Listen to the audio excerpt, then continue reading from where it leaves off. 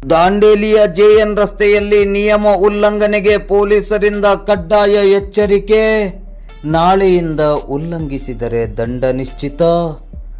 ದಾಂಡೇಲಿಯ JN ರಸ್ತೆಯಲ್ಲಿ ಸಂಚಾರ ನಿಯಮಗಳ ಉಲ್ಲಂಘನೆ ಹೆಚ್ಚುತ್ತಿರುವ ಹಿನ್ನೆಲೆಯಲ್ಲಿ ಪೊಲೀಸರು ಇಂದು ಸೋಮವಾರ ಸಂಜೆ 4:45 ಸುಮಾರಿಗೆ ವಾಹನ ಸವಾರರಿಗೆ ಕಠಿಣ ಎಚ್ಚರಿಕೆಯನ್ನು ನೀಡಿ ಜಾಗೃತಿಯನ್ನು ಮೂಡಿಸಿದ್ದಾರೆ.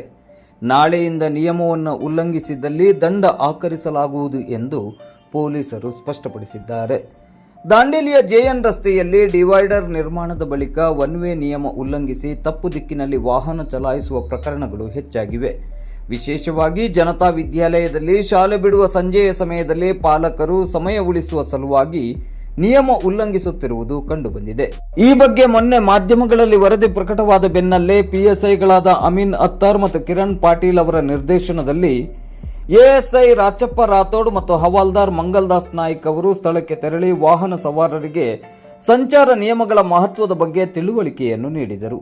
ಶಾಲಾ ಪ್ರದೇಶದಲ್ಲಿ ವಿದ್ಯಾರ್ಥಿಗಳ ಸಂಖ್ಯೆ ಹೆಚ್ಚಿರುವುದರಿಂದ ವೇಗ ನಿಯಂತ್ರಣ, ಒನ್ ವೇ ಪಾಲನೆ ಗೌರವಿಸುವಂತೆ ಸೂಚನೆಯನ್ನು ನೀಡಿದರು.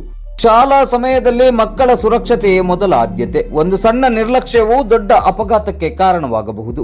ನಾಳೆಯಿಂದ ನಿಯಮವನ್ನು ಉಲ್ಲಂಘಿಸುವವರ ವಿರುದ್ಧ ದಂಡ ಕ್ರಮ ಕೈಗೊಳ್ಳಲಾಗುವುದು ಎಂದು ಪೊಲೀಸರು ಎಚ್ಚರಿಕೆಯನ್ನು ನೀಡಿದ್ದಾರೆ.